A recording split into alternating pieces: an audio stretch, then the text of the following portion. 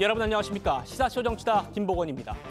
이화영 씨의 불법 대북 송금 사건 1심 유죄를 이끌어낸 검찰이 이르면 내일 이재명 민주당 대표를 제3자 뇌물수수 혐의 등으로 기소할 걸로 보입니다. 이렇게 되면 이재명 대표는 모두 4개의 재판을 동시다발로 받아야 하는데요. 재점화된 이재명 대표의 사법 리스크 자세히 짚어드리겠습니다. 우리 정부가 북한의 오물풍선 맞대응으로 북한이 가장 민감해하는 대북 확성기 방송을 재개하면서 또다시 긴장감이 고조되고 있습니다. 북한의 도발로 이어질지 짚어드리겠습니다. 1분 뒤에 돌아옵니다.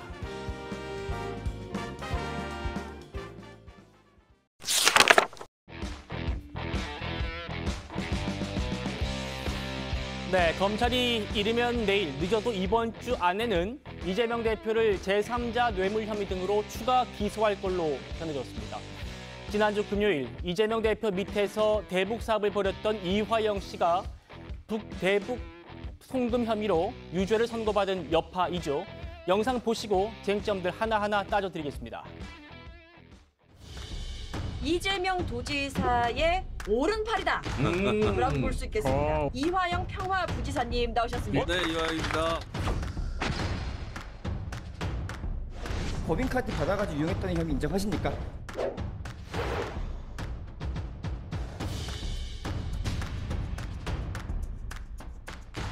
이전 부지사의 상관이었던 당시 경기도지사 이재명 대표에 대한 수사로 귀결되는 것은 당연한 수순입니다. 이재명 대표는 거대 야당의 등 뒤에 숨으려 하지 마십시오.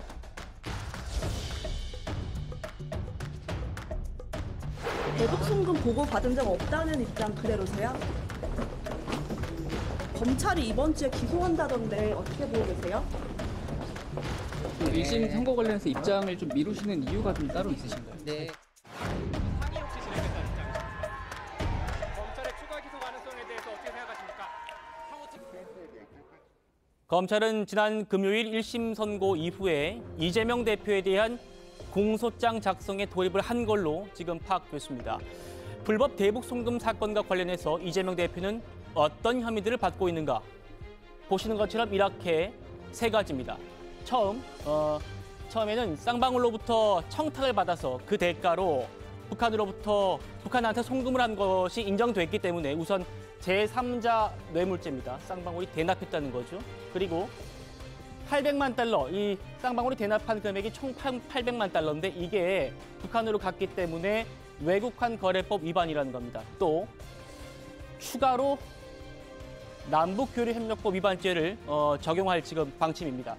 장관 승인, 그러니까 통일부 장관의 승인이 있어야지 남북협력 사업을 할 수 있는데 이 통일부 장관 승인이 없이 북한과 거래를 했기 때문에 그 위반이라는 거죠. 박상수 변호사님, 지금 이 남북교류협력법 위반은 이번에 검찰 추가로 아마 적용하려고 하는 것 같아요. 네, 그러니까 스마트팜 사업을 한 것이 있습니다. 이와 같은 스마트팜 사업을 하기 위해서는 이제 남북교류협력에 관한 법률이죠. 우리 헌법 제4조에 따르면 북한은 이중적 지위로서 평화통일의 동반자이자 파트너로서의 지위도 가지고 있지만 그렇게 됐다고 해서 무조건 북한과 평화통일을 위해서 어떤 협력을 마음대로 할 수 있는 게 아니라 우리 남북교류협력에 관한 법률에 따라 통일부 장관의 허가가 있어야 되는 겁니다. 그래서 통일부 장관의 승인이죠. 승인이 있어야 되는데 이 승인이 없이 이와 같은 스마트팜 사업을 했다는 것에 대해서 남북교류협력법 위반을 추가로 혐의로 추가를 하게 된 것 같습니다. 예, 최병무 의원님. 네. 이르면 내일 기소할 거다라는 보도도 있었고요. 오늘 저희 조선일보는 이번 주 중에는 기소할 거다 이런 보도를 했는데 검찰이 더 불러서 조사할 것도 없다라고 생각하는 것 같습니다.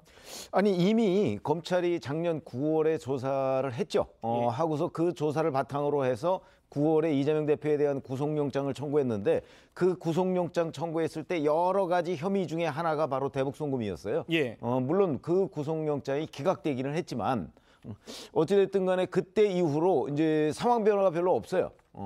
그때는 이미 이화영 전 부지사가 사실은 이재명 대표에게 이 방북 비용이나 이런 것들을 보고했다 이렇게 얘기했다가 진술을 번복해 나가는 과정 속에 있었거든요. 네. 근데 그 이후에 상황 변화가 없기 때문에 새롭게 불러서 이재명 대표 측을 상대로 조사를 해봤자 그 당시의 조사 내용과 달라질 게 아무것도 없습니다. 더군다나 이화영 전 부지사는 아직은 그 당시에 번복했던 상황을 또다시 번복하거나 뭐 이런 일은 없거든요. 네. 그렇기 때문에 작년 9월 이후에 지금까지 상황 변화가 없고 이제 상황이 바뀐 거라고 본다면 이제 이번 6월 7일 이화영 전 부지사에 대한 대북 송금 이 유죄가 나온 법원의 1심 선고 이것만 있는 거거든요. 예. 그렇기 때문에 법원에서 외유관관리법 위반에 관해서 이제 인정받은 부분이 있기 때문에 그걸 포함해서 그다음에 법원이 또 인정한 부분 그건 이제 조선아태위원회나 뭐 이런 데 돈을 전달한 부분 같은 거 있지 않습니까? 조선노동당이나 뭐 이런 쪽에 네. 그것까지 포함해서 제3자 뇌물죄 이렇게 해서 이제 지금 이재명 대표를 기소하는데 이미 다 준비가 돼 있다. 저는 이렇게 판단하고 있습니다. 검찰이 이미 다 준비가 돼 있고 추가 수사할 거 없고 바로 공소장 쓰고 있다 이겁니다. 이재명 대표의 그 대북 송금 혐의와 관련해서 그러면 쟁점은 뭔지 검찰과 이재명 대표 측 주장은 뭔지 구체적으로 한번 들여다보겠습니다. 먼저 쌍방울이 북한에 보낸 800만 달러 이거는 팩트입니다. 쌍방울이 북한에 800만 달러를 보냈어요. 이 돈의 성격에 대해서 재판부는 이재명 대표의 방북을 위한 사례금이다. 당시 경기도지사였던 이재명 대표의 방북을 위한 사례금이다. 이렇게 규정을 확실하게 했습니다.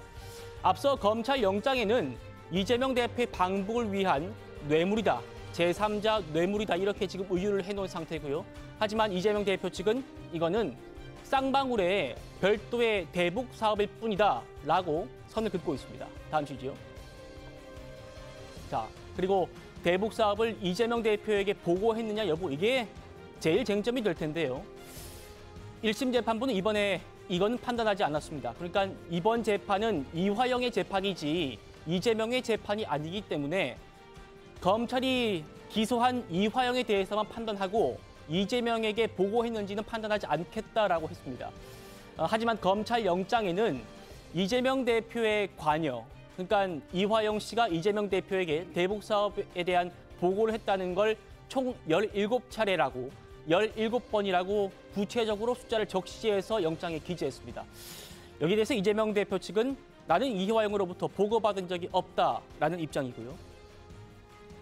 그리고 마지막으로 김성태 전 쌍방울 회장의 진술 신빙성입니다. 1심 재판부는 대체적으로 김성태의 진술이 일관되고 구체적이다라고 김성태의 진술을 인정하는 모습이었고요. 검찰 영장에도 김성태는 이재명 대표와 통화를 해서 직접 접촉했다라는 내용이 적혀 있습니다. 하지만 이재명 대표 측은 보시는 것처럼 김성태는 모른다라는 입장입니다. 김지욱 대변인, 결국 이화영과 이재명 대표의 연결고리를 어떻게 검찰 입증해내느냐 이게 핵심일 텐데 어떻게 좀 민주당 바라보고 계신가요? 그러니까 지금 방금 전에 말씀 주셨던 것처럼 이 쌍방울이 북한에 돈을 건넨 건 사실입니다. 그런데 그 돈의 성격이 무엇이냐 하는 부분을 놓고 양쪽이 첨예하게 지금 다른 판단을 하고 있는 거죠. 네. 지금 그 이재명 대표 쪽에서는 이 부분을 볼 때 이것은 쌍방울이 대북 사업을 진행하기 위해서 보낸 돈이고 그 당시에 남북 관계 또는 북미 관계가 굉장히 좋아지면서 사실 쌍방울의 주가가 이 대북 사업에 대한 기대감으로 굉장히 높게 뛴 쌍방울 그 관련 회사가 자회사가 그랬던 상황들이 있었습니다. 그렇기 네. 때문에 이것이 반드시 이재명 대표의 방북 대가 사례금이다 이렇게 주장하는 것은 맞지 않다라는 지금 논점을 가지고 있는 거예요. 아마 이 부분에 대해서 앞으로 치열하게 법리적으로 논쟁이 있을 것 같고 사실 지난번에 국정원에서 이와 관련된 문건이 나왔지 않습니까? 국정원의 문건에도 보면 쌍방울의 김성태 회장의 주가 조작 의혹 이런 쪽으로 지금 얘기가 되어 있었어요. 근데 이번 1심 재판부는 그 국정원의 문건에 대해서는 증거 능력을 인정하지 않은 것이 아닌가 이렇게 보여져서 아마 2심 재판부에서는 이 부분에 대한 보다 철저한 논쟁이 좀 벌어질 것 같고요. 이 성격을 무엇으로 보느냐에 따라서 완전히 재판의 내용이 달라질 수 있다. 이렇게 기대하고 있습니다. 네. 지금은 검찰과 이재명 대표 측의 입장을 제가 비교해 드린 게 아니고요. 이재명 대표의 방북 비용이다 비용으로 볼 수 있다라고 판단한 건 검찰이 아니라 이번에 재판부라는 점을 좀 짚어드리면서요. 결국에는 이재명 대표가 이 쌍방울의 대북 송금 관련 보고를 받고 승인까지 했는지 이걸 검찰이 밝힐 수 있느냐 이게 관건일 겁니다. 이와 관련해서 과거에 이재명 대표 그리고 한동훈 당시 법무부 장관의 공방 한번 들어보시겠습니다. 저는 민주당이 이번 범죄인 송환에 대해서 왜 이렇게 예민하게 생각하고 또 어떻게든 트집을 잡아보려고 하는지 전 이해가 안 갑니다. 국민들께서 진짜로 궁금해하시는 거는 깡패 잡아오는 배우가 아니라 깡패 배우일 거라고 저는 생각합니다.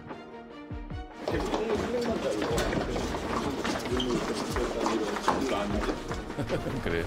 아마 검찰의 신작 소설이 나온 것 같은데 잘 안 팔릴 겁니다.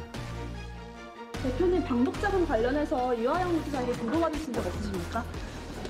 참 그 소설 가지고 자꾸 그러시는 것 같아요. 김성태와 통화해서 고맙다는 말도 하셨다는데 전혀 기억이 안 나십니까? 야, 소설 가지고 자꾸 그러지 마시죠.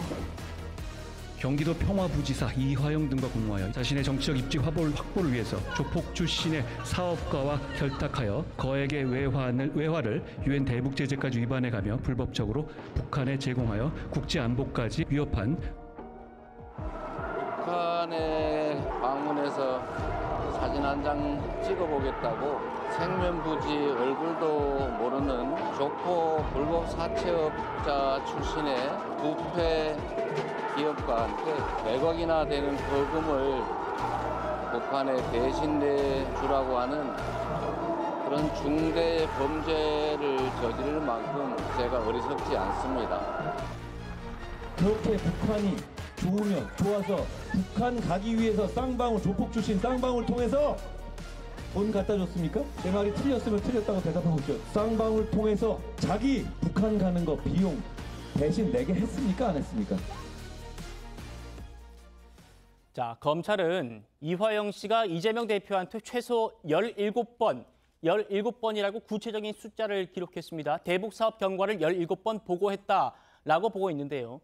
보시는 것처럼 이재명 대표는 지난 9월 검찰 조사 때요. 이화영이 나 몰래 독단적으로 대북 사업을 추진한 것이다. 이렇게 얘기하면서요. 김성태는 조폭 출신 부패 기업가고 나는 그 사람을 전혀 모른다라고 주장을 했습니다. 최창희 교수님. 그런데 이 방북을 하는 사람은 이화영 씨가 아니라 이재명 대표지 않습니까? 네, 그렇죠. 이재명 대표가 방북하는 거예요. 그런데 이재명 본인 모르게 이화영 씨가 독단적으로 이를 추진했다. 어떻게 좀 바라보십니까? 아니, 도저히 납득이 안 가죠. 이화영 이분이 그 직책이 뭡니까? 평화부지사입니까? 평화부지사. 대개 경제부지사를 쓰는 경우는 봤는데 평화부지사 쓰는 경우는 많지 않거든요. 그 이재명 대표가 아마 북한과의 여러 가지 사업을 의식했음직해요. 이제 이 평화부지사를 이제 기용한 걸로 봐서 말이죠. 예. 근데 지금 김성태 회장과 통화한 것도 신작 소설이라고 얘기하고 있으니까 할 말은 없는 거죠. 그리고 이화영 부지사가 이재명 당시 지사에게 보고했다고 하는 내용이 영장에도 있고 검찰이 그렇게 주장하고 있는데 전혀 보고받은 적이 없다 이렇게 얘기하니까 그것도 할 말이 없어요. 네. 분명한 무슨 뭐 저기 통화 내역이 있거나 통화 내용이 있거나 말이죠. 이래야 되는데 그게 없으니까. 김성태 전 회장하고 통화한 것도 통화 안 했다고 그러니까 할 말은 없는데 그러니까 이게 그야말로 이제 쌍방울이 전혀 경기도와 무관하게 오로지 쌍방울의 이른바 주가를 띄우고 이러기 위해서 북한과 사업을 했다라고 주장하는데 이화영이가 거기 이화영 전 부지사가 들어가는 게 납득이 설명이 안 된다고요. 아무리 이화영 지금 전 부지사가 이재명 대표의 말에 의하면 네. 단독으로 했다라고 얘기하는데 독단으로 했다라고 얘기하는데 그게 도저히 이해가 안 가잖아요. 부지사가 있는데 부지사가 자신의 어떤 부지사 이름을 걸고 했는데 도지사에게 승인 보고 뭐 여러 가지 소통 없이 한다는 게 말이 됩니까? 아무리 법리 뭐 정확한 통화 내용이 있고 이래야 되겠습니다만 전 이게 납득이 전혀 안 가요. 이재명 대표가 저는 말이죠. 이건 제 생각인데 예. 이거를 거짓말하고 있는 게 아닌가라는 그런 추론이 강하게 들 수밖에 없다고요. 이화영 전 부지사가 여기 끼어 있지 않으면 얘기가 돼요. 쌍방울하고 어떻게 경기도하고 누구 어떻게 했다. 예. 근데 그건 아니잖아요 지금. 그리고 이거 지금 검찰의 주장을 뒷받침할 수 있는 증거가 너무너무 많아요 지금. 그 북한 관계자하고 얘기하는 것도 술자리 갖는 거 이런 것도 그렇고 말이죠. 근데 그것조차도 이재명 대표가 모른다고 그러니까 할 말은 없어요. 거기에 대해서도 할 말은 없습니다만 적어도 이화영 부지사가 지금 이번에 1심에서는 방북 비용을 방북 비용에 대해서 이게 230만 달러만 인정된 거죠. 이번 1심에서 300만 달러가 아니고 네. 여기에 대해서 이제 유죄가 나온 거란 말이에요. 나머지 뇌물죄로 포함해서 이제 9년 6개월이라는 중형이 나온 건데 이 부분이 2심 가서 뒤집힐까?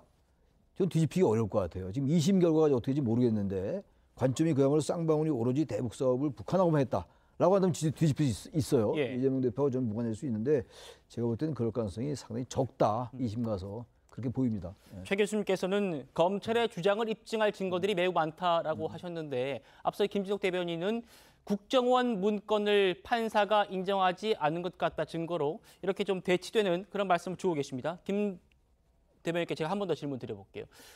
지금 이 그래픽 같이 보시죠. 1심 재판부가 이재명 대표가 이화영 씨한테 보고를 직접 받았는지 판단하지 않았습니다만 이렇게 쌍방울 측이 북한에 보낸 200만 달러는 경기도지사의 방북과 관련한 사례금으로 보기 충분하다라고 얘기를 했기 때문에요.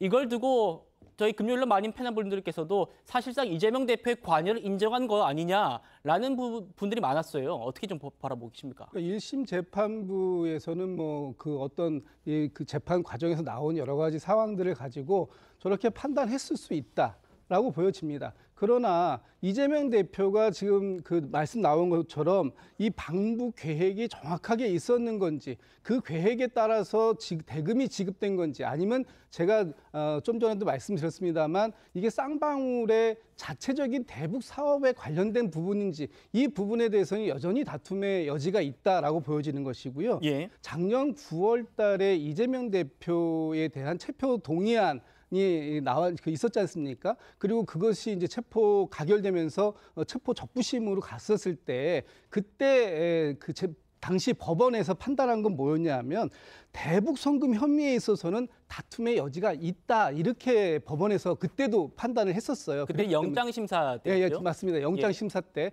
그랬기 때문에 지금 이 부분은 정말 다툼의 여지가 있는 것이다. 그리고 정확하게 이재명 대표의 물론 1심 재판부는 이것을 방북 사례금이다라고 봤지만 여전히 이재명 대표 쪽은 이 부분하고는 무관하다라고 주장을 하고 있기 때문에 이 부분은 충분한 다툼을 해야 되는 상황이다 이렇게 말씀을 드려야 될 것 같아요. 예, 김 대변인께서 영장 심사 때와 말씀 주셨기 때문에 제가 좀 말씀드릴 게 있는데 그러니까 이번 재판과 구속영장 심사는 다른 거죠. 구속영장 심사는 구속을 해야 할 필요성에 대한 부분을 다투는 것이고 이건 본안 재판이기 때문에 부분은 조금 차이가 있다는 말씀 드리면서요. 박상수 변호사님. 그러니까 영장 심사 때도 저희 법조인들 같은 경우에는 어제 이번에 재판을 어느 정도 예측을 좀 하고 있었습니다. 왜 그러냐면 그 영장 심사 때 영장 심사 그 결정문이 있어요. 구속영장 기각 결정문. 계속 기각에 대한 그 결론만 계속 보는데 그 이유에서 법원이 뭐라고 판단을 하냐면 이화영 지사의 첫 번째 진술이죠. 이 진술이 사실 거의 스모킹건이 될 수 있는 진술인데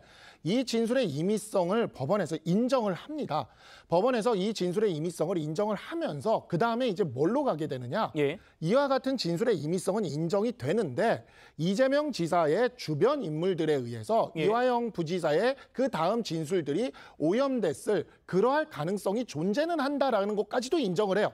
다만 그와 같이 이후에 진술이 바뀐 것에 대해서 이재명 대표가 관여했는지 여부가 불분명하기 때문에 네. 증거인멸의 우려가 없다라고 보고 구속영장이 기각된 것이지 첫 번째 이화영 부지사가 했던 그 법원에서 했던 그 진술이 있지 않습니까?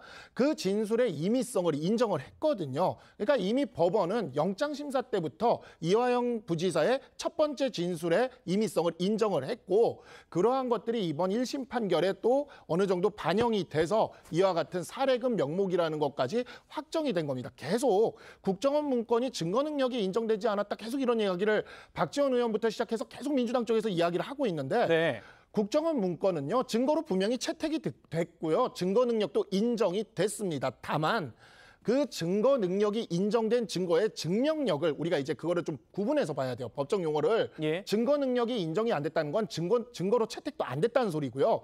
증거 능력으로 인정은 됐으나 증명력이 충분히 인정되지 않아서 충분한 어떤 무죄의 증거로 삼게 되지 않게 된 겁니다. 그렇기 때문에 이러한 부분들도 명확하게 좀 나눠서 보실 필요가 있다. 국정원의 문건까지도 모두 고려한 법원의 판단이다라는 거를 명확히 좀 알아두셔야 될 것 같습니다. 민주당에서는 지금 국정원 문건 얘기를 많이 하는 것 같은데 이 국정원 문건도 증거로 인정이 됐고 채택됐고 그것도 판단을 받았다라는 게 지금 박 변호사님 말씀 주셨습니다. 9년 넘는 중형을 선고받은 이화영 전 부지사 측에서는 1심 판결에 불복해서 오늘 항소장을 제출했다고 합니다. 김어준 씨의 유튜브 방송에 나가서 이런 주장을 펴나갔습니다. 들어보시죠. 애초에 김성태 스토리는 그 스마트팜 비용을 대신 지급했다. 이건 애초부터 설정된 스토리였던 것 같습니다. 해외 투자자들에게도 설명하기 위해서 경기도와 함께하고 있고 경기도의 지원을 받고 보증을 받고서 이 사업을 한다라고 일종의 기망을 하고 해외 투자금을 모았던 건 맞습니다. 그런데 이재명 방북 비용은 사후에 조작된 것으로 보입니다. 당시 이런 사건을 만들었던 검찰은 그 시기의 특수성을 까먹은 거죠. 2019년 9월에 이재명 지사가 그 도지사직 상실에 해당하는 300만 원의 벌금형을 받습니다. 차후 5년 동안 대통령 후보로 나오지 못하는 거죠. 이재명이라는 사람은 당시에 민주당에서 아웃사이더였고 그리고 아무도 그를 지지해 줄 만한 그런 정치적 우군 세력이 없었던 시절입니다. 최범 위원님, 같이 쭉 들으셨는데 설득력이 있다고 보십니까? 어떻게 보세요? 그러니까 2019년 9월에 나왔다는 선거법 재판, 그 2심이에요. 그러니까 최종 그 확정 판결이 아니거든요. 그렇죠. 그러니까 2심에서 벌금 300만 원을 받았다고 해서 자 그러면 이재명 대표가 앞으로 5년 동안 그 피선거권이 없을 것이다라고 그 김성태 전 쌍방울그룹 회장이 믿었을까요? 저는 뭐 그랬을 것 같지 않고요. 왜냐하면 이재명 대표는 계속해서 이 2심까지의 판결을 뒤집기 위해서 수많은 노력을 하고 결과적으로 보면 나중에 뭐 재판거래 의혹이 있습니다만은 그건 아직 밝혀진 건 아니잖아요. 대법원에 가서 무죄 취지로 파기환송이 됩니다. 그래서 이제 결국 대선에 출마하게 되죠. 그렇기 때문에 2019년 9월에 2심에서 300만 원을 받았기 때문에 아마 김성태 전 회장이 이재명 당시 경기도지사를 믿지 못하고 자기네들의 독자적으로 무슨 대북 사업 같은 걸 했을 것이다. 그거를 믿을 수 있는 사람은 전 별로 없다고 보고 그리고 지금 그 이화영 그 전 부지사의 변호인이 나와서 자꾸 뭐 검찰이 무언가 처음에 스토리를 가지고서 추가적인 스토리를 만들어낸 것처럼 얘기하는 거는 이제 본인들이 얘기하는 바로 그 조작 의혹을 자꾸 지금 그 국민들한테 설득하려고 하는 것 같은데 뭐 잘 아시다시피 이번에 그 1심 선고는요. 그 지금 똑같은 판사가 무려 20개월 동안 재판을 했습니다. 그렇죠. 그러니까 수많은 그동안의 재판 경과가 있어요. 거기에서 검찰과 이화영 전 부지사 간의 공방을 다 지켜보고서 내린 결론이기 때문에 제가 보건대는 만약에 그 이화영 측 변호인처럼 저렇게 뭔가 조작이 있고 뭐 스토리가 변했다. 글쎄요. 그렇게 되면 그거를 판사가 전혀 눈치채지 못하고 1심 결론을 내렸다는 얘기인가? 뭐 그런 점에서는 매우 강력한 의문을 가지고 있기 때문에 저 그 이화영 전 부지사의 변호인 저 주장에 전혀 동의할 수가 없습니다. 알겠습니다. 검찰은요. 이재명 대표가 경기지사 취임 이후에 이화영 부지사를 임명하면서 남북 교류 사업을 적극적으로 추진하고 차기 대선에서 본인의 정치적인 기반으로 삼으려고 했다고 보고 있습니다.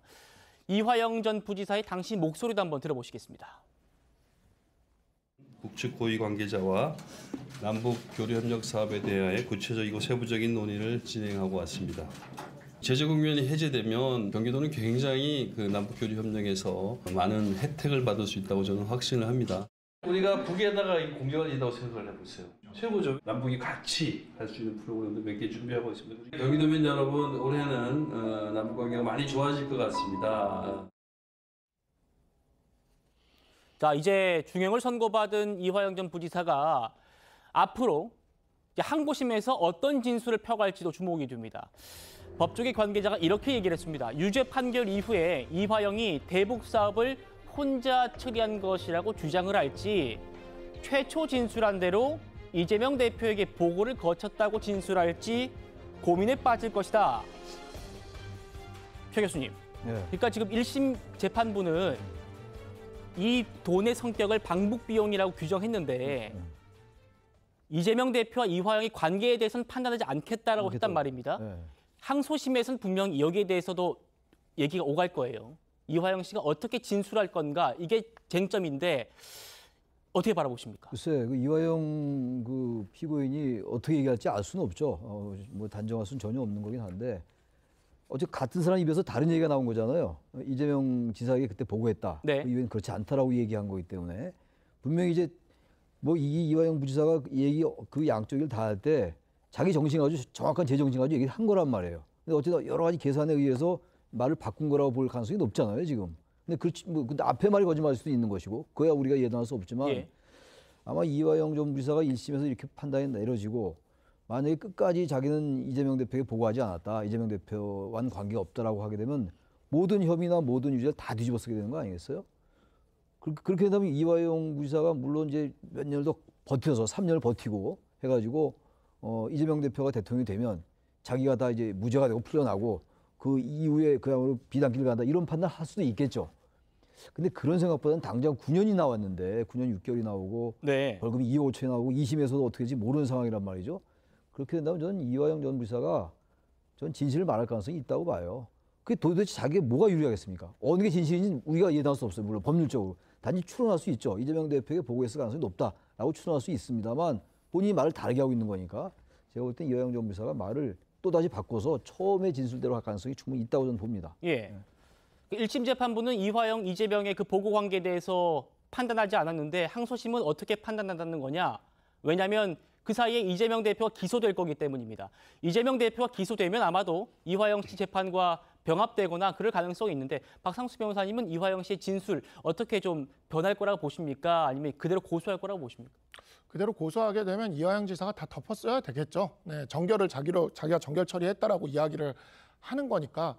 그래서 사실 이 문제 같은 경우에는 결국엔 제3자 뇌물 공여 여기가 지금 핵심 포인트가 되거든요. 예. 제3자 뇌물이 이게 생각보다 형이 굉장히 셉니다. 과거에 이제 박근혜 대통령과 최순실의 관계에서 네. 이 제3자 뇌물 공여가 이제 뇌물이 이게 성립이 됐는데 그렇죠. 그때 보면은 그때는 비선 관계였다 보니까 보고 관계도 아니었어요. 그러다 보니까 경제 공동체니 뭐니 하는 이러한 조금 이렇게 독특한 법리들이 쓰였는데 지금 이 경우는 딱 상하 관계 보고 관계거든요. 그런데 이 보고 관계에서 100억 가까이 되는 돈을 상관의 결재도 없이 전결 처리해서 부지사가 했다? 네. 상식적으로 누가 생각해도 이거는 말이 안 된다라고 생각할 수밖에 없는 사안이거든요.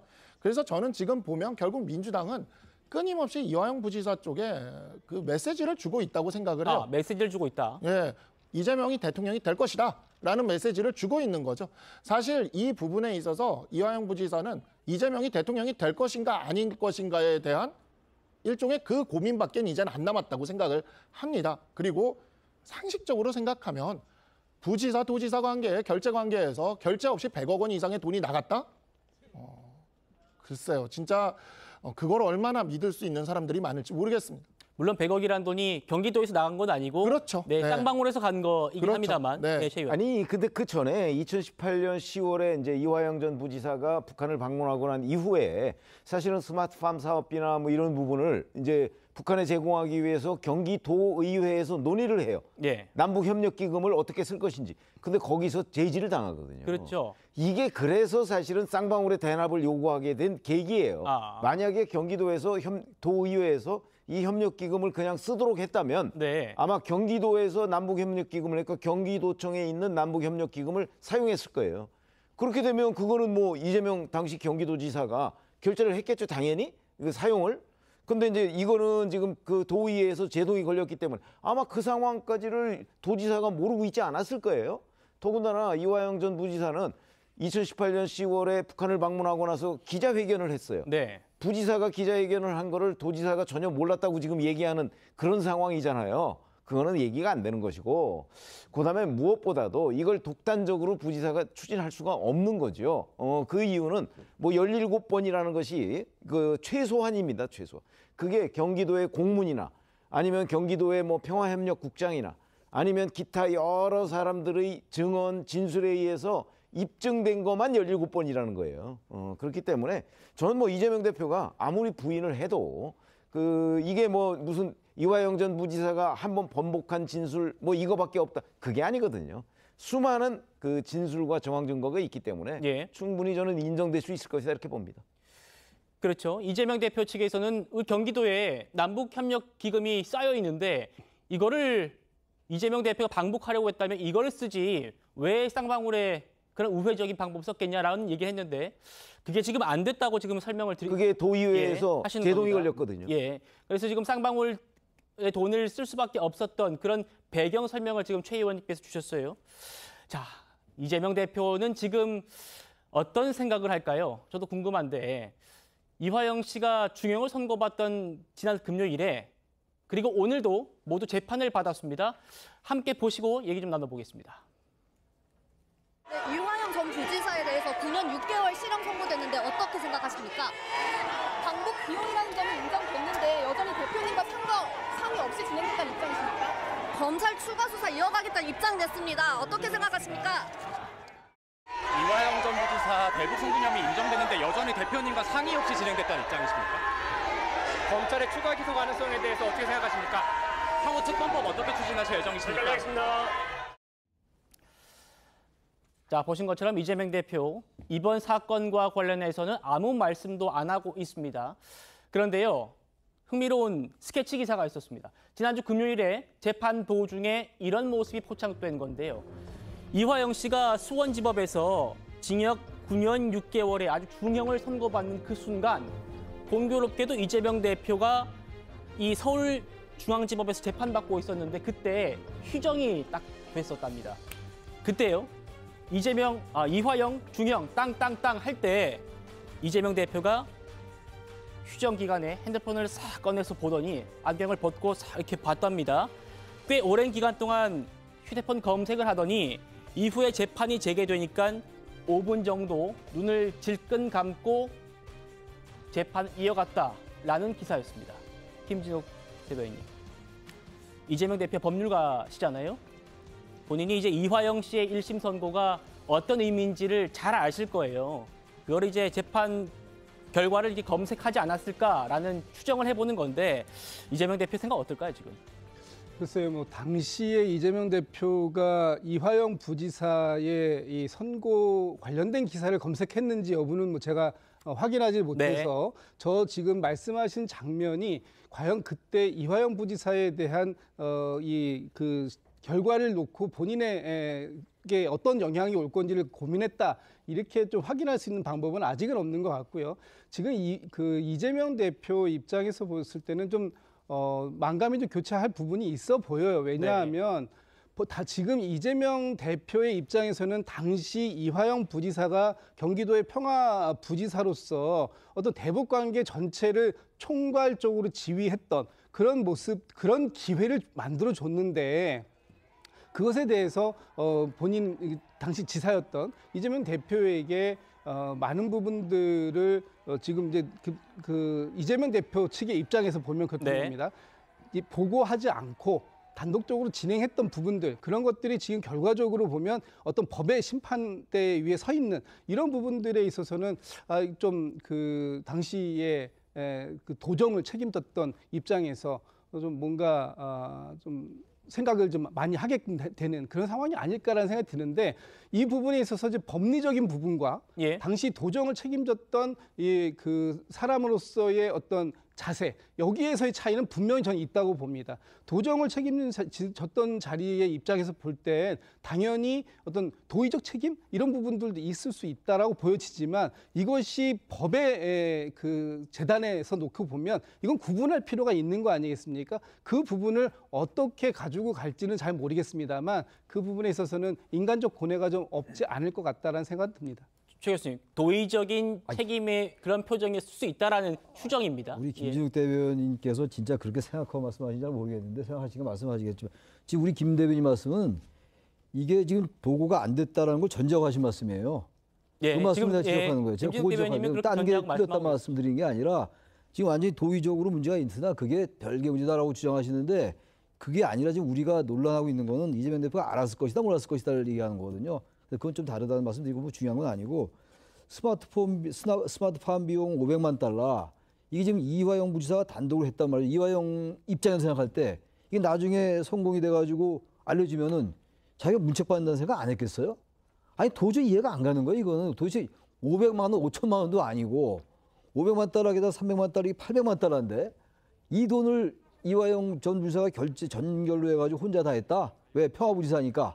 평화부지사가 그런 거 하라고 임명한 자리이기 때문에 그게 누가 믿겠습니까? 아무리 법리 통화 내용 같은 게 없다 하더라도 CCTV가 없어가지고 이화영이가 이재명 대표에게 이재명 당시 지사에게 보고한 CCTV 화면이 없다 하더라도 그렇죠. 이게 도대체 부지사가 뭐가 아쉬워서 이게 5천만 원도 아니고 5억도 아닌 돈을 자기가 결제해서 전결해서 했다? 물론 돈은 이제 경기도가 안 내고 쌍방울이 낸 겁니다만 예. 거기 그러면 이화영 지사는 왜 있었어요? 그 자리에 도대체 많은 자 아까 화면 나오대요. 예. 투명인간 아닙니까? 그럼 그걸 보고 안 해요 지사한테? 도대체 재판부가 어떤 법리를 따라서 하는지 모르지만 말이 안 된다고요 도대체가. 경기도가 안 냈으니까 난 모른다. 그런 얘기를 주장하는 것 같은데 결제 우리가 안 하지 않았냐? 난 모른다. 전 이미 쌍방울 돈 냈기 때문에 이화영이가 나가서 했다. 이 얘기잖아요 지금 주장하는 게. 그걸 누가 믿겠어요 도대체가. 증거 있고 이런 걸 다 떠나서 말이죠. 그건 말이 안 되는 얘기예요. 어느 정도 해야죠. 알겠습니다. 상식적으로 생각해 보면은 최종 결재권자인 이재명 대표가 모른다는 게 말이 안 된다. 상식적으로 보자. 이런 말씀이 최 교수님 말씀 같습니다. 이재명 대표는요. 이화영 씨의 1심 판결 이후에 오늘로 나흘째 보신 것처럼 침묵을 이어가고 있습니다. 대신에 오늘 민주당 최고위 회의 도중에 이런 모습도 연출됐거든요. 만나보시죠. 네, 먼저 영상부터 보시겠습니다. 지금 김성태의 쌍방울이 어떤 기업인지 상식적으로 다 알고 있습니다. 그런데 재판부는 김성태는 정직하고 이화영은 거짓말쟁이다. 이걸 전제로 깔아놓고 재판을 했습니다. 판결도 했습니다. 김성태 전 회장은 이미 언론에서 폭력 조직인 전주 나이트파의 쩐주로 규정된 인물입니다. 이런 김성태가 회장으로 있었던 쌍방울에 대해 재판부는 쌍방울 정도 되는 기업 규모에서 CEO가 오로지 주가 상승을 위해 무모한 일을 했다고 보기 어렵다고 했다 합니다. 말을 돌려드리면 재판장 정도 되시는 분이 김성태가 어떤 전과가 있는지 어떤 인물인지 몰랐다고 보기 어렵습니다. 쌍방울의 주가 조작 혐의를 눈감아준 것으로밖에 볼 수 없습니다. 장경태 최고위원이 최고위원 회의에서 아주 시청각 자료들을 굉장히 많이 트시는 것 같습니다. 최근에 장시호 씨 관련해서 영상 틀었다가 허위 이미 또 드러나기도 했었던 것 같은데요. 일단 이재명 대표 보신 것처럼 이화영 전 부지사 측의 그 변호인 주장을 봤고요. 주로 김성태 전 회장의 그 전과 내역, 주가 조작 의혹 관련 자료들 살펴보기도 했는데 박 변호사님, 그러니까 이재명 대표가 본인 입으로는 이번 사건에 대해서는 얘기를 안 하고 저런 모습을 보여주고 있어요. 어떻게 좀 바라보고 계십니까? 그러니까 정말 비정하다 네, 이런 생각이 들고요.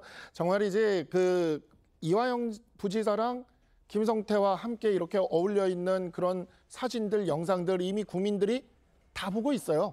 다 보고 있습니다. 그러면 김성태가 저러한 사람이니까 믿을 수 없다면 자, 100번 양보한다고 치더라도 그러면 이화영 부지사는 김성태와 왜 그렇게 화기애애하게 어울려 있었는지에 대해서부터 먼저 이야기를 했어야죠. 지금 보면은 결국에는 김성태를 1차 방어선으로 두고 김성태 주가 조작을 1차 방어선으로 두는 거죠. 그리고 이화영을 2차 방어선으로 두고 최대한 이재명만큼은 내가 보호하겠다라고 얘기하고 김성태와 이화영에게는 계속 이재명이 대통령이 될 수 있다라는 시그널을 주고 있다라는 생각이 듭니다. 다만 계속해서 말씀드리지만 이 부분에 있어서 이미 20개월 동안 재판이 이루어졌습니다. 이화영의 첫 번째 진술은요. 법원에서의 진술은 굉장히 무게가 있기 때문에 그 자체의 증거 능력이 상실될 일은 없습니다. 그렇기 때문에 이화영의 첫 번째 진술의 증거 능력은 살아 있습니다. 그리고 국정원이 보낸 그 문건도 채택이 됐습니다. 그것의 증거 능력도 살아있죠. 1심 법원은 이 모든 살아있는 증거들 중에서 이와 같은 판결을 내린 것입니다. 2심에서도 또 그러한 증거들이 모두 현출된 상태에서 그 안에서 판단이 이루어질 겁니다. 이미 개딸들은 이번에 재판을 한 판사들을 판례기니 뭐니 하면서 판사 탄핵 얘기까지도 하고 있는데 이제 검찰을 넘어서서 법원까지 부정하겠다는 민주당의 행태는 이제 누가 잘못을 하고 있고 누가 위헌적인 행태를 하고 있고 누가 법치에 맞지 않는 행태를 하고 있는지 전 국민이 세세히 알게 될 날이 명백하게 알게 될 날이 곧 올 것이라고 생각을 합니다. 알겠습니다. 김성태 전 회장은요. 검찰과 정치권이 모두 자기를 공격하고 있다면서 억울함을 토로했었죠. 그 모습도 만나보시죠. 나는 수많은 돈을 날리고 그다음에 회사는 회사대로 문제가 생기고 아니 사업하는 사람이 기업인지 봉이냐고 국민당이 때리고 그다음에는 검찰이 때리고 그다음에 또 민주당이 때리고 왜 우리만 자꾸 들어지냐고 맨날 뭘 했는데 막말 했어. 내가 누구처럼 돈을 먹었어 무엇을 했어. 김성태 전 회장의 아주 모습까지 보셨습니다. 자, 이제 불법 대북 송금 의혹에 대한 추가 기소가 이루어진다면 이재명 대표 모두 총 4건의 재판을 받게 됩니다. 지금 그래픽 보시는 것처럼요. 현재 공직선거법 위반 혐의를 비롯해서 위증교사 혐의, 그리고 대장동, 위례, 백현동, 성남FC 후원금 의혹, 이것들 다 묶여 있죠. 이렇게 총 3개의 재판을 받고 있는데 대북 송금 혐의까지 기소된다면 모두 4개 혐의의 재판을 받게 됩니다. 지금 여권에서는 이화영이 유죄면 이재명도 유죄다. 뭐 이렇게 얘기를 하고 있는데 야권에서 과거 이 사람의 얘기가 다시 한번 회자가 되고 있습니다. 들어보시겠습니다. 저도 끝까지 이재명 대표가 무죄라고 믿은 사람 중에 한 명이었죠. 근데 제가 그 백현동 판결문을 보면서 법원에 있는 법관들은 그 사건을 이렇게 볼 거라는 게 확실히 드러난 거예요. 그래서 제가 그 위험을 알린 거죠. 왜냐하면 공범이 징역 5년을 받았어요. 그러면 그 시각의 옆에 재판부도 똑같거든요. 판결을 보고 정말 이제는 포기를 해야 되겠구나. 그냥 그 심정이에요, 포기. 자, 이재명 대표가 받는 그 혐의들, 재판들 저희 설명해 드리면서 잠깐 이쪽으로 가볼게요. 백현동 개발 의혹에 대해서 이수진 전 의원이 이재명 대표가 아무리 부정해도 법적으로는 시장이기 때문에 빠져나갈 수 없다. 그러니까 김인섭 씨 재판부가 그렇게 판단하면 이재명 재판부도 그대로 판결한다. 이렇게 얘기를 했는데 이게 다시 회자되고 있습니다. 그 이유는 최 의원님. 네. 그러니까 같은 고조라는 거예요. 이화영 전 부지사 구속된 상황에서 지금 이재명 대표도 기소되면 빠져나갈 수 없다. 김인섭 씨 케이스와 마찬가지 아니겠느냐 이 얘기입니다. 글쎄 뭐 저는 좀 구조가 다르다고 생각을 합니다. 이수진 의원은 이제 판사 출신이죠. 그래서 이제 아마 본인은 그 구조를 좀 갖게 보는 모양인데 사실은 이 백현동 사태와 관련해서는 모든 인허가권이 성남시장한테 있습니다. 당시 이재명 성남시장한테 있습니다. 그런데 그 구조를 보면 사실은 이 김인섭 씨라는 사람을 이재명 성남시장이 인섭이 형 이렇게 부르는 걸로 알려져 있죠. 근데 그 김인섭 씨가 최초로 접근한 사람은 정진상 실장이거든요. 예. 정진상하고 이렇게 접근을 해서 이 모든 인허가를 이제 뭐 따내고 뭐 했지만 그 인허가의 최종 결재권자는 이재명 성남시장이에요. 그렇기 때문에 이제 피해갈 수가 없었다. 이렇게 이수진 의원이 본 거고요. 다만 이 이화영 부지사의 경우에는 지금 이제 이재명 대표는 이화영 부지사가 하는 일을 몰랐다고 주장을 하고 있잖아요. 그러니까 이제 이게 이 부지사가 한 일을 지사가 알 수밖에 없다 하는 걸 이제 검찰이 입증을 해야 되는 측면이 있죠. 근데 아까 제가 말씀드렸듯이 최소 17차례. 예. 이 대북 사업 경과. 그거는 물론 17차례가 다 대북 송금 얘기는 아니에요. 경과, 대북 사업의 경과를 17차례 보고를 했다고 하는 것이 아마 경기도 공무원이나 뭐 경기도 공무원들이나 이런 사람들의 진술에 드러나 있을 거예요. 이제 그런 정도만 해도 저는 뭐 재판부가 이재명 지사가 그 이화영 부지사의 뭐 보고를 받았느냐 안 받았느냐는 거를 판단하는 기준으로서 그 정도의 보고와 증거, 진술 이걸 보면 뭐 판단을 보고를 받았다고 보기에 충분하다. 아마 이 정도의 판결이 나오지 않을까. 저는 그렇게 개인적으로 짐작을 합니다. 예, 그러니까 이수진 의원은 이재명 대표가 다 몰랐다라고 하고 있기 때문에 김인섭 씨에게 혜택 준 것도 본인은 몰랐다라고 하고 있으니까 그런 구도가 비슷하다라고 하는 것 같아요. 아니 본인이 인허가권자입니다. 그런데 백현동에 말도 안 되는 그 4단계 용도 변경이 있었는데 본인이 그걸 보고서도 이게 말이 된다고 생각하고 결재했을까요? 과연? 저는 그런 생각이 들어서 말씀을 드립니다. 알겠습니다. 자, 지금 보신 이재명 대표의 혐의들 재판 4개까지 받게 될 것 같습니다. 이걸 두고 정치권에서는 헌법 해석 논쟁으로 빠졌습니다. 지금 이재명 대표 재판들이 모두 일심 진행 중이어서요. 2027년 대선까지 마무리가 안 되면 그럼 어떻게 되느냐 이겁니다. 보신 것처럼 우리 헌법 제84조는 대통령은 내란죄, 외환죄를 제외하고는 재직 중에 형사상의 소출을 받지 않는다. 이렇게 얘기하고 있죠. 자, 이 논란인데요. 헌법 84조 논란. 역시 법률가 출신인 한동훈 전 위원장이 화두를 던졌습니다. 같이 그래프 보시죠. 네, 이겁니다. 한동훈 전 위원장이 자신의 페이스북에 자기 범죄로 재판받던 형사 피고인이 대통령이 된 경우에 그 형사 재판이 중단되는 걸까? 이게 뭐냐면 이재명 대표가 대통령이 된다고 가정해 보자는 겁니다. 이재명 대표가 대통령이 됐어요.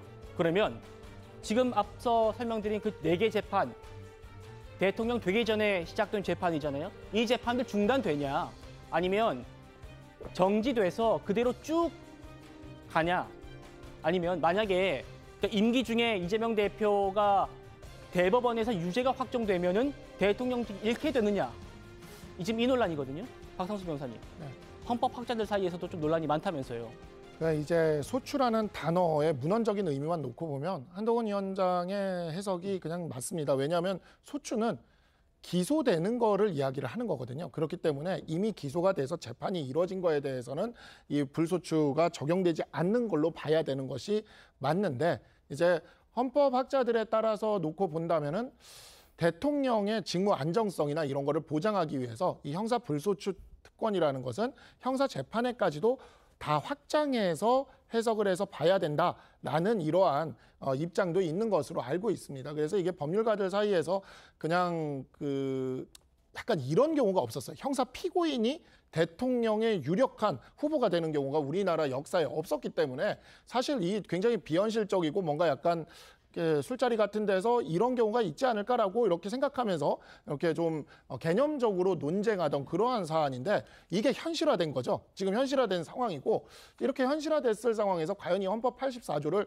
문헌적으로 해석을 해야 될지 아니면 이 의미에 대해서 목적적으로 해석을 해야 될지 하는 측면이 이제 논란이 되는 건데 이 부분을 좀 생각을 해야 됩니다. 예. 민주당 쪽에서 계속 이걸 이제 목적적으로 해석을 하는 이야기를 하고 있어요. 제가 오늘 이렇게 오다가 보니까 어떤 민주당 쪽에 이제 법률가이신 분이 그런 얘기를 하더라고요. 뭐 공소 취소를 해야 돼. 공소 취소는 뭐 사건 중에 위헌 결정이 헌재에서 나오거나 할 때 그때 공소 취소라는 거거든요. 네.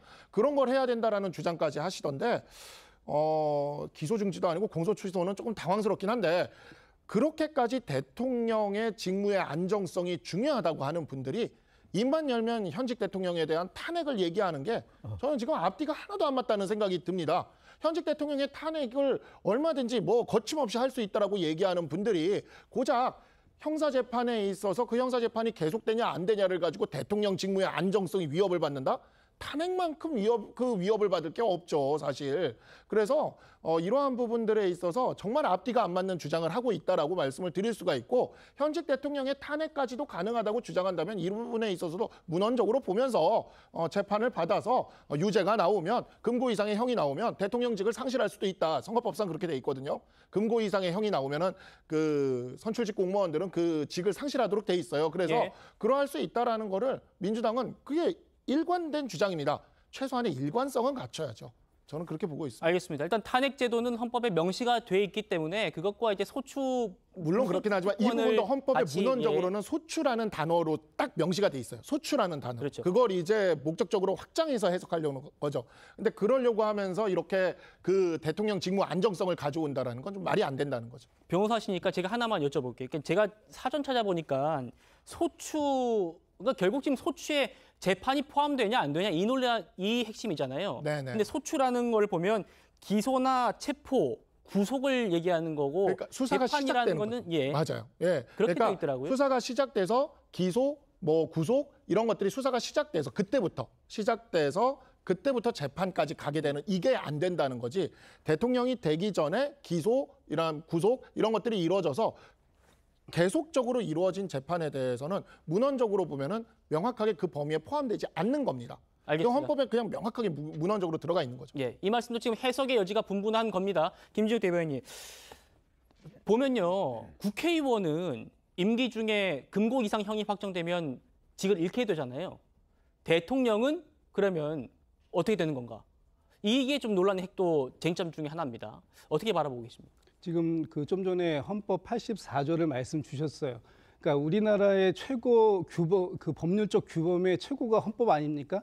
그 헌법에 84조의 대통령은이라고 해서 대통령직을 명시한 이유가 분명히 있을 겁니다. 방금 전에 박 변호사님께서 여러 말씀을 주셨는데 대통령이 다른 선출직 공무원과 다른 이유가 딱 여기에서 나오는 거예요.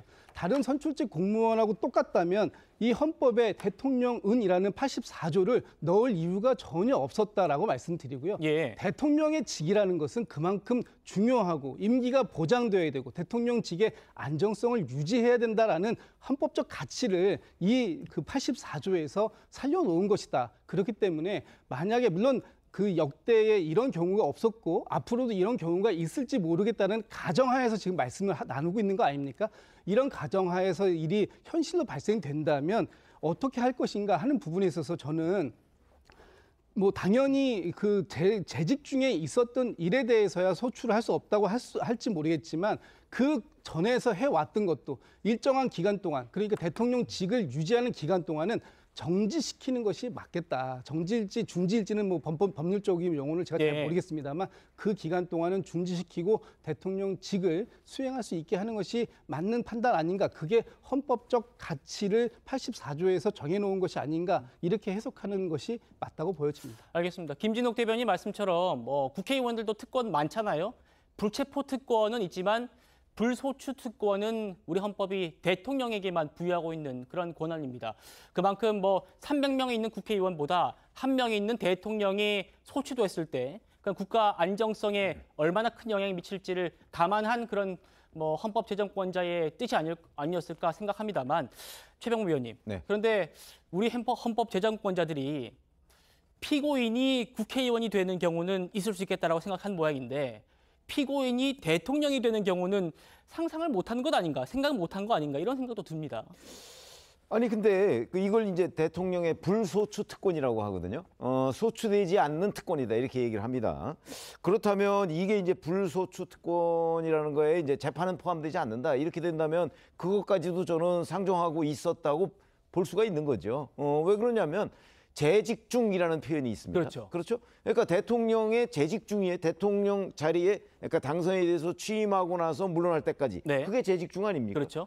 그러니까 재직 중이 아닌 때는 불소추 특권을 가질 수가 없는 거죠. 그러니까 지금 이재명 대표의 경우 지금부터 재판이 진행 중이잖아요. 그런데 2027년 3월에 만약에 대통령 선거가 있는데 거기서 당선이 됐다. 그러면은 지금부터 진행된 재판 중에 안 끝난 게 그때까지 있었다면 그 재판은 재직 중에 벌어진 일이 아니기 때문에 재판이 계속 진행돼야 된다. 이렇게 보는 게 상식 아닌가요? 저는 그래서 이 헌법을 만드는 그 학자들이나 이런 분들도 그런 걸 충분히 감안했다. 다만 재직 중만 감안을 한 것이다 이거죠. 그러니까 재직하기 전에 취임하기 전에 벌어진 일에 대해서는 계속 진행하는 걸 상정한 것이 아닌가 이렇게 판단이 됩니다. 재직 중이라는 단어가 들어갔기 때문에 아주 이제 좁게 해석을 하면 문헌대로 해석만 하면은 문헌대로 해석하면 5년 내 요게 되는 거죠. 거기만 되는 거지. 그 전에 거는 해당이 없다는 그 전에 이번에 기소된 거는 해당 안 된다. 소추란 단어가 핵심이에요. 지금 재직 중이라는 단어도 중요하지만 소추되지 아니한다라는 건데 소추되지 아니한다는 건 대략 기소를 얘기하는 겁니다. 저는 법률 전문가는 아닙니다. 법률학자는 아닌데 지금 특히 이제 다 그래서 이건 헌법학적으로 양론이 있기 때문에 여기서 백날 얘기가 소용없어요. 다 그 논리가 있는 얘기이기 때문에 별 의미가 없고 하나 제가 지적하고 싶은 게 대통령제와 내각제 가장 큰 차이가 장단점을 할 때 대통령제의 장점을 두는 게 말이죠. 정치학적으로 임기가 보장된다는 거예요. 내각제는 그렇지 않잖아요. 서로 불신임하고 해산하고 이러기 때문에 대단히 정국이 불안정한다라는 게 내각제를 싫어하는 사람들이 이유예요. 그러니까 대통령제를 선호하는 사람들의 대체적인 이유가 우리나라 같은 경우 대통령제가 임기가 안정적으로 보장되는 건데 그럼에도 불구하고 대통령의 탄핵이 헌법에 규정돼 있다고요. 그러니까 대통령직은 어떠한 경우에도 흔들리면 안 된다는 건 아닌 거예요. 헌법과 법률이 위배될 때는 대통령 탄핵소추 의결한다는 게 나와 있는 거고 탄핵소추가 됐었잖아요. 파면도 됐었고. 그 대통령직의 그 헌법 84조 취지가 안정적인 대통령직 수행을 전제해서 만든 것이기 때문에 재직 전에 기소된 거는 재판이 중지된다 그 논리는 맞지 않는다 그런 얘기예요. 그럼 아예 헌법에 탄핵이라는 게 없었어야 돼요. 그걸 주장하려는 말이죠. 그러니까 우리나라 헌법에는 대통령의 임기를 안정적으로 보장해야 된다는 취지는 깔려 있습니다만 정말로 대통령이 문제 있다고 할 때는 탄핵과 끌어내려라는 게 헌법 정신이기도 해요. 그래서 그건 양론이 다 있습니다만 소추에 대한 양론이 있어요. 재판이 중단된다 안 된다 양론이 있는데 저도 대통령제이기 때문에 재직동 그리고 특히 이제 헌법 84조의 취지가 안정되게 대통령이 가는 것이기 때문에 내란 외환죄를 제외하고는 이 대통령직 전에 기소된 것도 안 된다라는 건 논리가 맞지 않는다 그 얘기 제가 하는 겁니다. 저는 한 말씀만 하겠습니다. 예. 그러니까 재직 중에 헌법과 법률에 위배될 때 탄핵 소추가 가능한 거거든요. 탄핵 소추는 국회의원이 뭐 3분의 2가 찬성해야지만 되는 게 아니라 헌법과 법률에 위배된 사유가 있어야 되는 겁니다.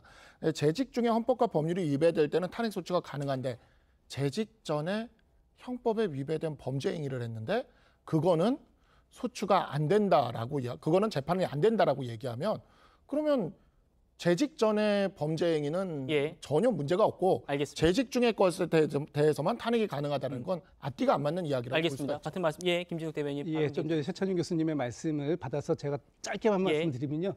헌법에 대통령에 대해서 탄핵 제도를 만들어 놓은 것은 대통령의 임기는 탄핵에 의해서만 제한할 수 있다는 것을 다시 한번 얘기한 것이다. 이렇게 반론 드리겠습니다. 알겠습니다. 탄핵 제도를 따로 둔 이유 그리고 이 헌법 취지는 대통령의 국정 안정을 위한 거다. 이게 이제 민주당의 얘기고요. 최 의원님 말씀처럼 헌법을 그대로 문헌 그대로 해석하면은 이재명 대표는 기소가 만약 대통령이 된다면 그 전에 기소된 건 재판 그대로 가야 된다. 이런 말씀이셨습니다. 이렇게 지금 뜨거운 쟁점입니다.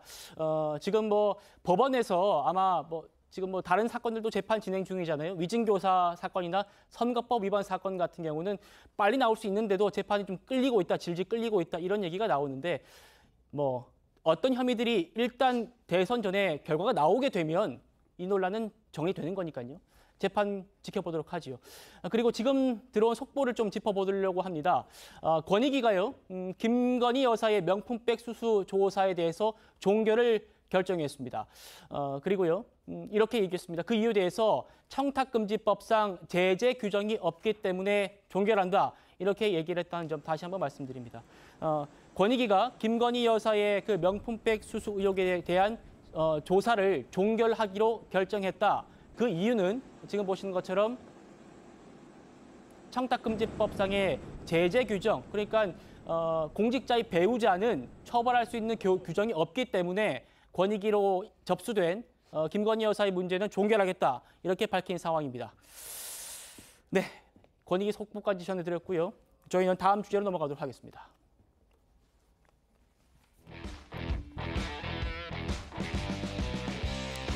네.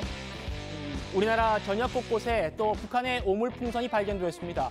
우리 군이 6년 만에 확성기 방송을 재개하니까 북한이 다시 보낸 겁니다. 영상 보시고 자세히 짚어드리겠습니다. 확성기 방송이나 비라설포는 우리 측 지역에 대한 노골적인 심리전입니다. 놈들의 무모한 도발은 기필코 값비싼 징벌을 받게 될 것입니다.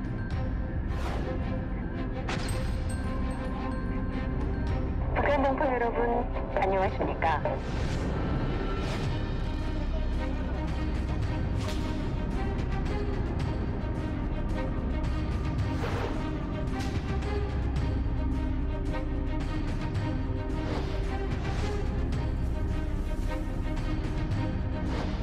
형님, 안 하는 게 좋아요. 괜히 건드려봤자 일이 되는 거 없어요. 너무 가만히 있으니까 쟤들 너 까부는 거야.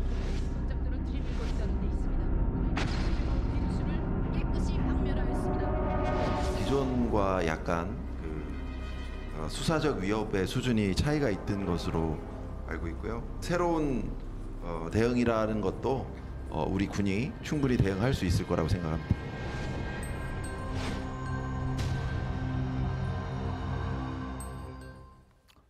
다행히 현재까지 발견된 오물풍선 안에 위험한 물질은 없다고 합니다. 종이 쪼가리들이 대부분이라고 하는데 오늘 서울 광화문에 있는 저희 TV조선의 본사 앞에서도 이 오물풍선이 발견됐고요. 또 용산 대통령실에서 직선 거리를 600m에도 오물풍선이 떨어졌다고 합니다. 민주당 얘기 한번 들어보시죠. 용산에도 한 개 정도 떨어졌다는 얘기가 들리고 있어서 대한민국 전 영공이 뚫힌 것뿐만 아니라 대통령실의 하늘이 울타리라고 할 수 있는 비행 금지 구역도 뚫힌 것이 아닌가. 경호 작전의 실패고 작전의 실패죠. 풍선이 이래 날아오는데도 불구하고 예. 군에서조차도 예. 이것을 어떻게 조치해야 될지 매뉴얼이 없었다는 거예요. 자, 차 전 의원님 나와 계신데요. 네. 1차적으로 김병조 의원이 왜 책임을 우리 대통령실로 돌리는지 잘 모르겠습니다만 생각해 볼 대목은 맞는 것 같습니다. 그러니까 대통령실 주변은 비행치가 떠 있으면 안 되잖아요. 네. 그런데 지금 오물풍선이 용산 대통령실 600m까지 갔다. 이건 어떻게 좀 해석할 수 있습니까? 네, 일단은 이 풍선이라는 거의 성격상요. 뭐 어느 지역이든 기류나 거에 따라서 떨어질 수가 있습니다.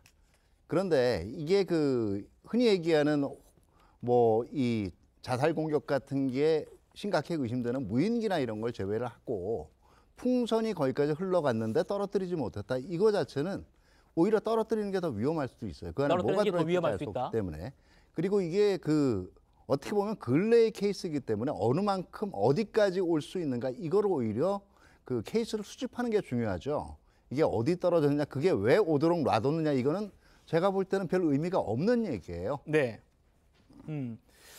그러니까 북한이 오물풍선을 또 살포했죠. 이건 표면적으로는 우리 대북 단체들의 그 전단 살포가 이유입니다만 시기적으로는 대북 확성기 방송을 재개한 뒤에 이렇게 7시에 저희가 확성기 방송이 끝난 직후 9시 40분에 4차 오물풍선이 살포된 겁니다.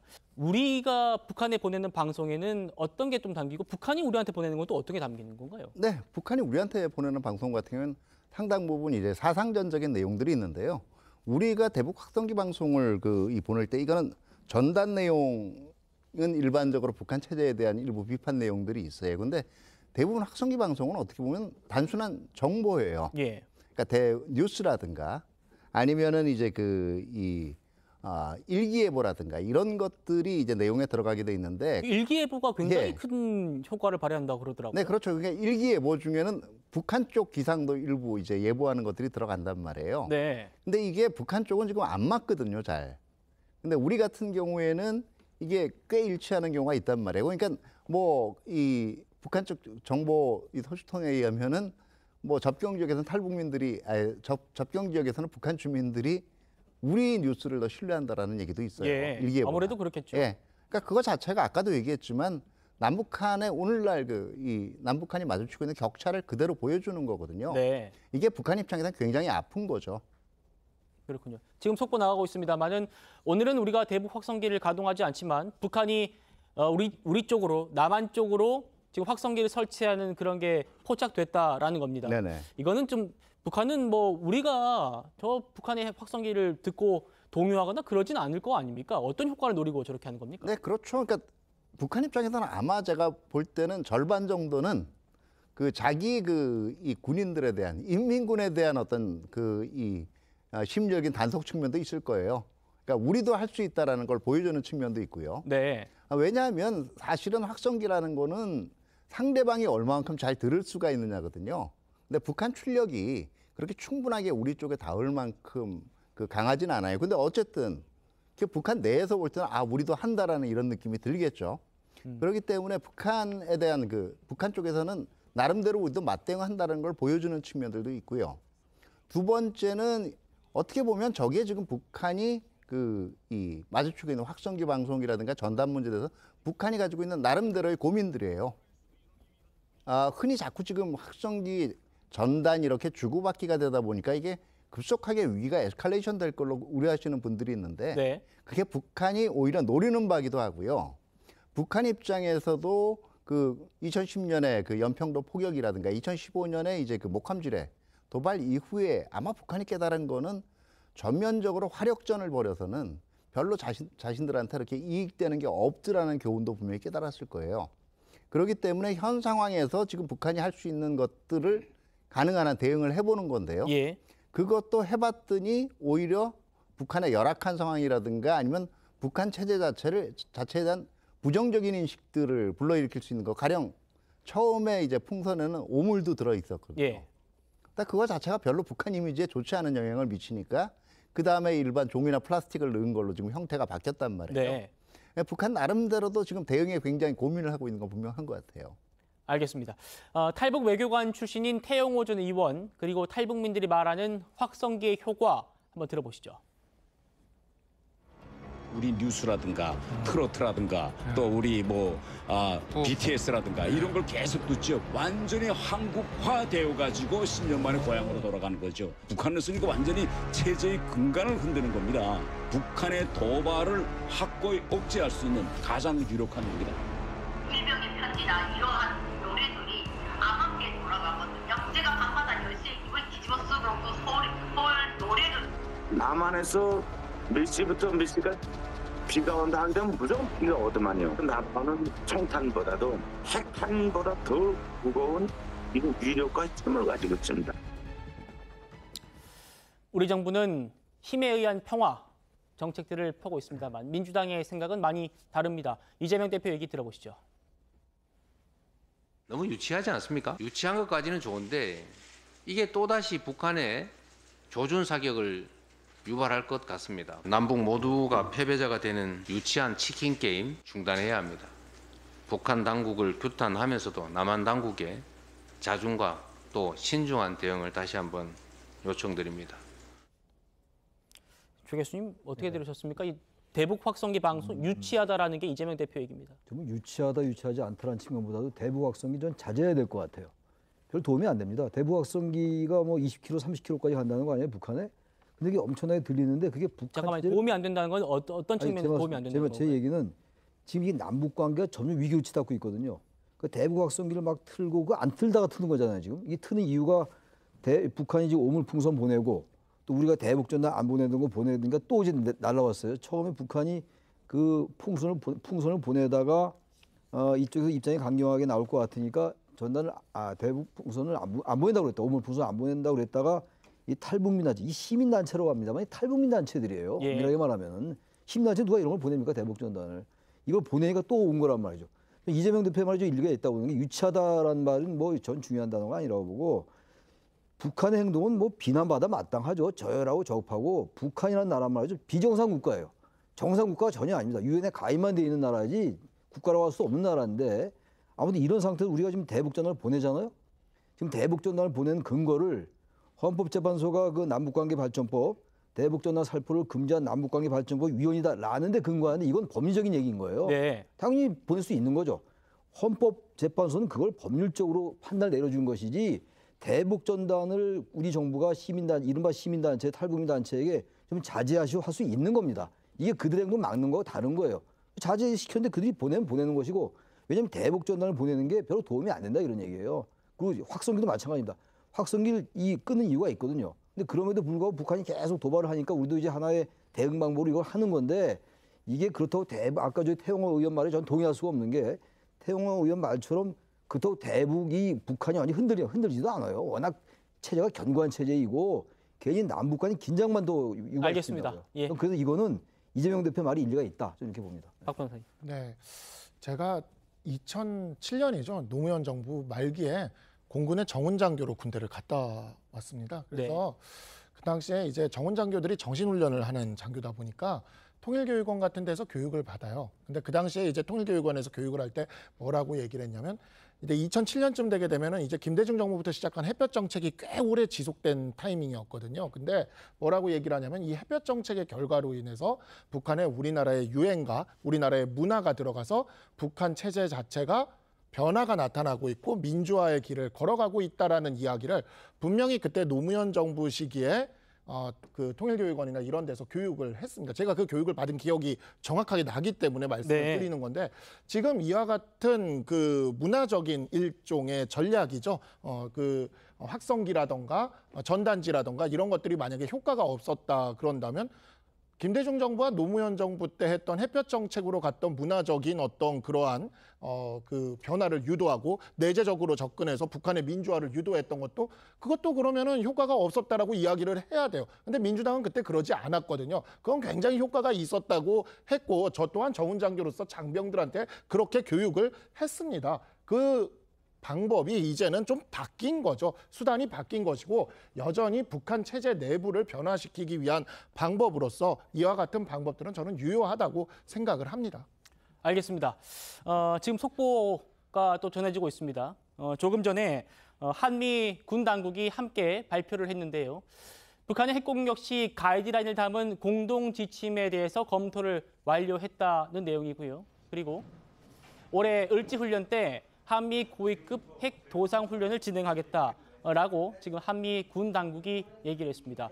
8월 을지훈련에서 핵 작전 연습을 처음 실시하겠다라는 것도 발표했습니다. 차 의원님 어떤 의미인지 좀 설명을 해주시죠. 네, 지금 우리가 그동안 계속 이 한미 간의 확장 억제 강화 문제가 얘기가 돼 왔는데 예. 이게 구체적으로 실질적으로 과연 북한이 만약에 핵 공격을 하게 되면 이게 대응할 수 있는 태세는 돼 있는가? 그리고 뭐 가장 초점은 정말 미국이 한국을 위해서 이 핵무기를 보복에 사용할 의지가 있는지 하는 건데요. 지금 저렇게 이 작전 계획이라든가 아니면 작전 개념들 자체가 발전된다는 것 자체가 상당 부분 글로 다가서고 있다는 걸 보여주는 거예요. 그러니까 어떻게 보면 저런 조치들 자체도 과거에 미국이 확장 억제를 이 공약한 국가들이 30개국이 넘는데요. 그 국가들 중에서 사실은 몇 개국에 국한될 수 있는 조치들이거든요.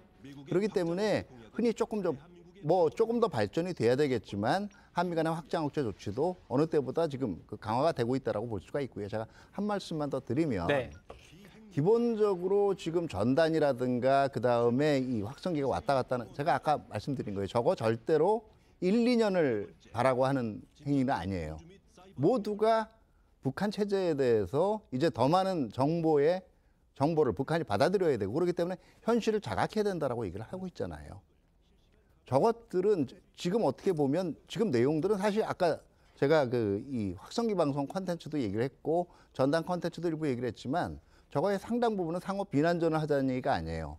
정보에 대한 정보의 유입이 일차적인 목적입니다. 예. 그런데 저거 무조건 상대방이 싫어하기 때문에 하지 말아야 된다?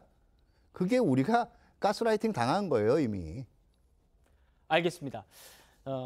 이런 일들이 있을 때마다 남북 간의 현격한 그동안의 격차를 느낄 수 있습니다. 국민 여러분들도 그렇게 느끼실 거라고 생각합니다. 여기까지 다뤄보고요. 저희는 다음 주제로 넘어갑니다. 네, 놓치면 아까운 이 뉴스 이 사람인데요. 네, 첫 이 사람은 배현진 국민의힘 의원입니다. 지난 주말에 프로야구 시구를 했는데 환호보다 야유를 많이 받았다고 해요. 지난 토요일 잠실 야구장에서 두산과 기와의 경기였는데요. 직접 영상으로 만나보시죠.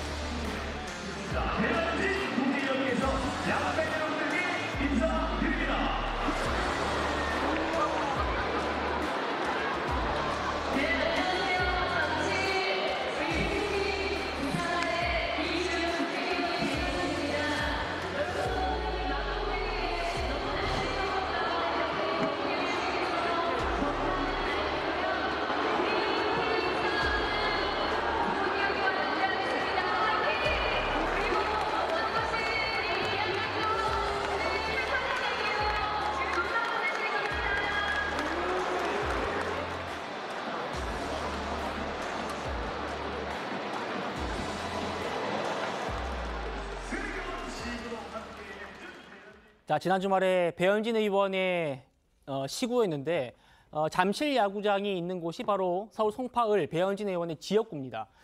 그러니까 배 의원이 홈팀 두산을 응원하면서 시구를 한 건데요.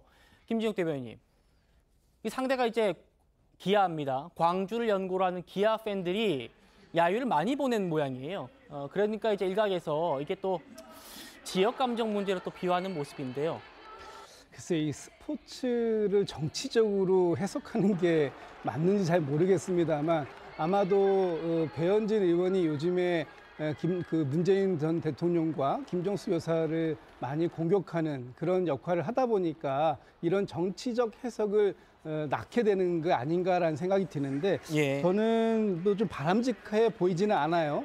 다만 스포츠에서 시구나 이런 행사들을 할 때 뭐 정치인도 나올 수 있고 뭐 예술, 연예 인사들도 나올 수 있지 않습니까? 그런 인사들이 나올 때마다 어떤 뭐 호불호에 갈리는 이런 식의 응원 방식 이거는 좀 바람직하지 않다고 보여지고요. 예. 배현진 의원이 그래도 좀 그 이번에는 여유 있게 좀 응대하신 것 같아요. 뭐 그 잠실 야구장에 찾아주신 모든 분들이 VIP다 이렇게 해주신 걸로 그냥 마무리가 좀 되는 것이 바람직하다 보여집니다. 최 의원님, 그러니까 이게 또 이런 문제로 또 얼마 가네요. 그렇죠. 이 스포츠에도 이제 이런 문제 제기가 있을 수가 있습니다. 예. 그래서 사실은 그 스포츠의 경우에 이제 가급적 이렇게 이제 그 프랜차이즈가 있는 이런 곳에는 이제 정치인을 등판시키지 않는 것이 낫다 뭐 이런 판단을 할 수도 있거든요. 예.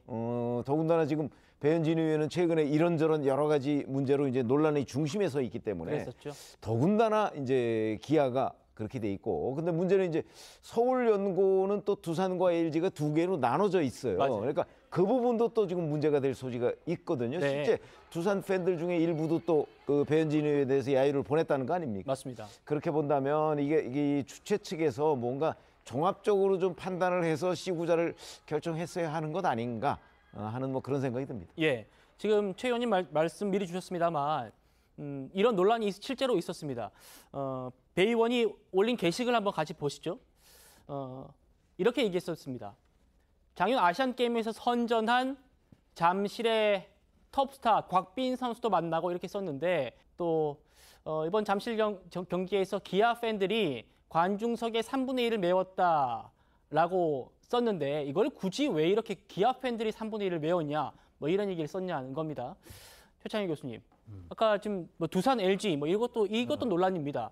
보시면 LG 우승 현수막까지 한번 뭐 건 적이 있나 봐요. 배현진 의원이 두산 시구에 나와가지고 이렇게 적절했느냐 뭐 이런 또 공방까지 이어지고 있습니다. 글쎄요, 뭐 저런 공방들이 저는 뭐 그렇게 본질적인 건 아닌 것 같은데 지금 저것보다 기아는 사실 광주 쪽에 그 연고가 있는 거 아닙니까? 네. 제가 이제 그렇게 알고 있는데 그러다 보니까 앞서다 두 분 다 말씀하신 것처럼 배현진 의원이 국민의힘 이제 배 의원이 요즘 김정수 여사에 대해서 여러 가지 지금 공격을 좀 하고 있잖아요.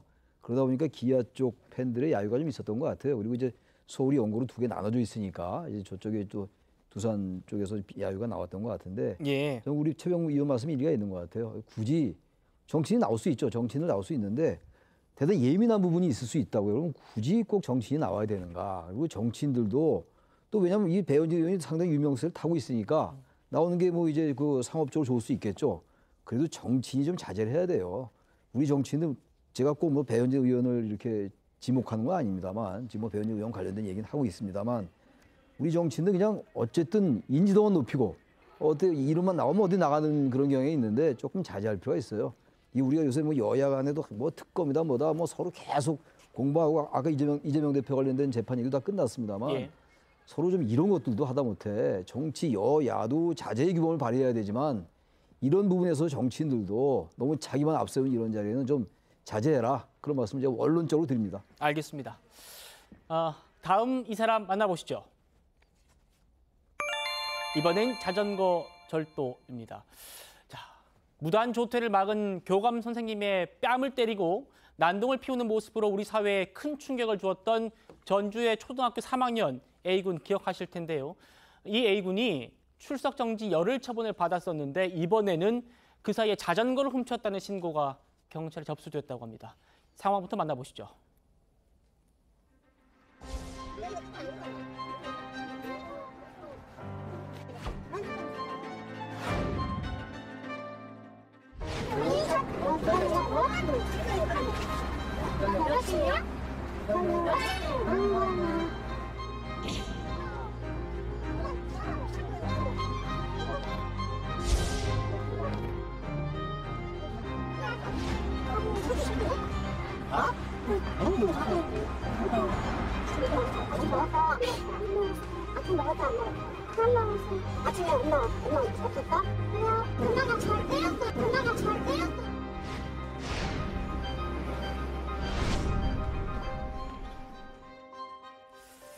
박 변호사님, 그러니까 이 A군이 출석 정지 기간에 자전거 절도 혐의가 있어가지고 경찰 조사를 받았다고 합니다. 이 훔친 걸로 추정되는, 제가 추정이라는 말을 쓰겠습니다. 그 자전거를 엄마가 사줬다라고 또 주장했다고 하고요. 그 신고를 한 사람한테 또 보신 것처럼 주먹을 휘두르는 그런 모습 볼 수 있었는데 참 본인 일이 이렇게 전 국민에게 또 이렇게 알려졌는데도 반성이나 근신하는 모습은 좀 안 보여서 안타깝습니다. 제가 이번 총선에 교육 관련 인재로 영입이 됐습니다. 사실 예. 이번 사건 제가 뭐 사건을 세세히 본 거는 아니지만 작년에 그렇게 많은 선생님들이 돌아가시고도 하나도 변하지 않은 우리 학교의 현실을 정말 축약적으로 보여주는 사건입니다. 정말 뭐 제가 이 사건은 자료를 다 본 건 아니니까 좀 조심스럽긴 하지만 많은 경우 이와 같은 소년범죄나 학교폭력범죄가 저질러질 때 이와 같은 범죄들이 이제 부모에 의한 아동학대에 의한 경우들이 굉장히 많습니다. 그래서 부모의 아동학대에 대한 피해자가 이와 같은 학교폭력 가해자 또는 소년범죄의 범죄자로 이렇게 변화하는 경우들이 많은 거죠. 문제는 이런 일들이 벌어졌을 때 이에 대해서 적절한 교육 조치가 이루어져야 되고 교육 활동이 이렇게 이루어져야 되는데 교권이 제대로 보장받지 못하도록 법 제도들이 존재하다 보니까 선생님들이 이에 대해서 제대로 개입하지를 못하는 거죠.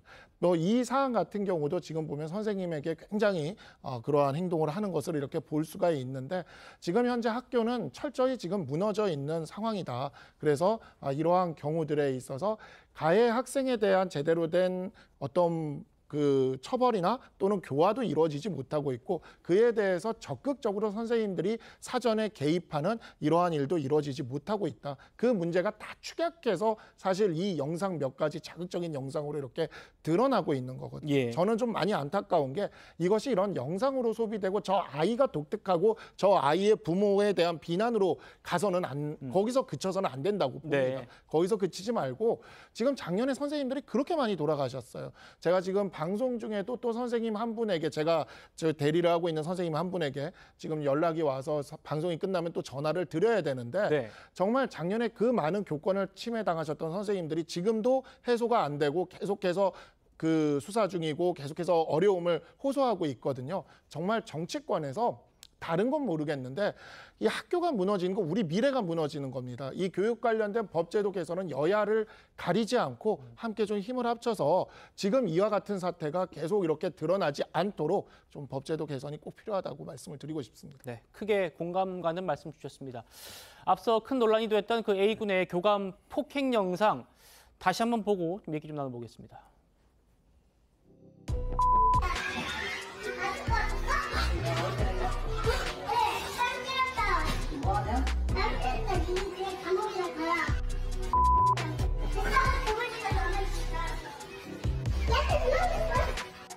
이렇게까지 그 교직 생활을 해야 되나? 또 동료 교사들이 보는 데서도 그렇게 되니까. 김지욱 대변인, 저희가 저 학생의 모습 그리고 부모만 욕을 하면 안 된다라는 박 변호사님 말씀에 정말 공감하는데요. A군이 저 왼쪽 광대에 멍이 크게 들어 있었다고 합니다. 그러면서 엄마가 날 때리고 욕했다 뭐 이런 얘기를 했다고 하는데 아동 학대 피해자일 수도 있다. 그런 또 정황인 것 같은데요. 그럴 수 있다고 보여져요. 그래서 이게 왜 이거 누가 때렸냐? 그러니까 엄마한테 맞았어요라고 했는데 왜 맞았니?라고 물어보니까 편식해서요라고 했다는 거 아닙니까? 예. 그러니까 뭔가 이 지금 그 학생에 대해서 부모로서 부모가 제대로 된 보호자의 역할을 하고 있는 것일까라는 의심을 갖게 하는 그런 대목들이 나오는 것이고요. 이 아이가 사실은 폭력성을 보여주고 있었잖아요. 네. 이 아이의 폭력성이 어디서 온 걸까? 누구에게 학습된 것일까라고 봤을 때 이게 가정에서 부모의 어떤 저런 일상적인 학대 정황 이런 것에서 왔을 수도 있겠다라는 생각이 듭니다. 저 부모님께 교육청에서 아이에 대한 그 심리 상담 또 치료 이런 것들이 필요하다 이렇게 얘기했을 때 지금 부모님이 그 부분을 거절했다는 얘기도 나오고 있거든요. 그래서 이 모든 것들이 정황적으로 봤을 때는 집에서 어떤 한 가지의 사건만 나고 있는 것은 아닌 것 같다라는 좀 판단이 들고 이 부분에 대해서는 빠르게 교육청과 또 경찰에서 좀 어떤 적극적인 그 개입이 필요해 보인다라는 생각이 듭니다. 알겠습니다. 전북교육청이 이 사건 이후에 A군한테 상담 그리고 심리치료를 지원하겠다고 했습니다만 그 A군의 부모가 거절했다 이런 얘기를 저희가 전해드렸었습니다. 직접 한번 들어보시겠습니다. 우선 가장 그 학생한테 필요한 것은 치료라고 생각을 해요. 왜냐하면 치료를 제대로 하지 않았기 때문에요. 그렇기 때문에 전주시청에서 아동학대 전담팀에서 통합사례회 위원들이 아동학대 방임으로 인정을 해줬으면 좋겠습니다. 그래야 학생이 치료를 받을 수 있으니까요. 자, 지금 전주교육청이 이 A군 보호자를 아동학대 혐의로 지금 경찰에 고발한 상태라고 합니다. 한번 더 상황이 더 전개되는 만큼 저희가 또 보도를 또 해드리도록 하겠습니다. 저희는 마지막 이 사람 만나보겠습니다. 의사들의 집단 행동을 이끌고 있는 임현택 의사협회장인데요. 자, 그의 행태가 또 논란입니다. 한 경남의 의사가 환자한테 금지된 약물을 투여해가지고 이 혐의가 유죄로 선고됐는데 이 의사를 탓하긴커녕 해당 판사의 사진과 실명 올려서 공개 저격한 겁니다. 판사를 공격하고 이런 임현택 회장의 모습 어떻게 좀 바라봅니까? 그러니까 본인의 그 생각과 다른 결정을 하는 판사가 있으면 그 본인의 생각이 틀렸다는 생각은 전혀 하지 않는 것 같고 그 판사가 잘못됐다 이렇게 돼서 이제 뭐 사진을 올린다든가 실명을 공개한다든가 해서 공격하는 양상을 보이고 있거든요. 제가 보건대는 지금 임현택 의협회장이 하고 있는 것이 사실은 뭐 무슨 의협에서 뭐 선출된 그런 사람이긴 하지만 그 뭔가 뭐 이렇게 정부를 향한 무슨 약간 정치성 투쟁을 띠고 있는 것 같은 그런 느낌도 들고요. 예. 그다음에 본인이 과연 지금 그 이 어떤 뭐 약간 뭐 이 선악의 개념으로 뭔가 그 판단을 하고 있는 듯이 보여요. 그 제가 보기엔 의협회장 이게 이제 그 지금 의대 정원 문제 뭐 이런 부분에 관해서 이제 의사 전체들의 의견을 모아서 본인이 그걸 대리하는 거 아니겠습니까? 근데 지금처럼 저렇게 뭐 거의 그 이제 의사들의 그 이익을 과연 지금 제대로 대변하고 있는 것인가 하는 부분에 대해서 의문을 드는 너무나 흥분된 모습을 많이 보여요. 그런 점에서 본다면 그 한번쯤 저 의사협회 내부에 있든 아니면 그 의사들 전체들이 한번쯤 저런 의협회장의 태도 뭐 이런 부분에 관해서도 한번 의견을 모아볼 필요가 있지 않는가. 이게 정말 그 의사들이 일반 국민들한테서 받고 있는 그동안에 받고 있던 그런 이미지 같은 걸 오히려 실추시키는 데 기여하고 있는 것 아닌가 저는 그런 걱정이 들 정도입니다. 예. 대한의사협회가요. 정부의 의대 증원 정책에 반발해서 18일부터 집단 휴진에 들어가겠다 이렇게 밝혔죠. 정부 유감을 표했습니다. 들어보시죠. 전국 14만 의사회원과 2만 의대 학생들은 의료 정상화를 위한 강력한 대정부 투쟁을 벌여나갈 것을 엄숙히 선언한다. 깊은 유감을 표합니다. 의사들 중에서도 침묵하는 다수는 불법 집단 행동에 동의하지 않으실 줄로 압니다. 박 변호사님, 오늘 정부가 집단 휴진에 대해서 대응책을 내놓았습니다. 그럼에도 불구하고 18일 휴진 강행하면 어떤 처벌을 좀 할 수 있습니까? 네, 일단은 정부는 현재 그 휴진 신고 명령을 지금 내렸습니다. 예. 이렇게 내렸고 그다음에 이제 개원위에 대해서 진료를 유지하는 진료 명령도 내렸죠. 네. 네, 이런 상태에서도 계속해서 휴진을 이제 밀고 나갈 경우에는 업무 개시 명령을 이제 발동할 수가 있습니다. 예. 이때 이제 업무 개시 명령을 딱 발동을 했는데도 계속해서 휴진을 하게 될 경우에는 네, 그 3년 이하 징역 또는 1년 이하 자격 정지의 형이 선고될 수가 있게 됩니다. 그리고 저희 전문직들이 다 좀 그래요. 저 변호사도 그렇고 의사도 그런데 금고 이상의 형을 받을 경우에는 이와 같은 이제 면허 박탈까지도 갈 수가 있는 거죠. 네, 그런 측면에서 이러한 그 문제가 될 수가 있고 또 의협이 이제 사업자 단체로서의 기능을 갖고 있다 보니까 예. 그러한 부분에 있어서 공정거래법 위반 여부에 대해서도 그 검토될 수도 있는 사안이 될 수가 있습니다. 알겠습니다. 의협 입장까지 그리고 정부 입장까지 들어봤습니다. 저는 1분 뒤에 돌아옵니다. 네, 저희는 내일도 오후 5시 10분에 찾아뵙겠습니다. 여러분 고맙습니다.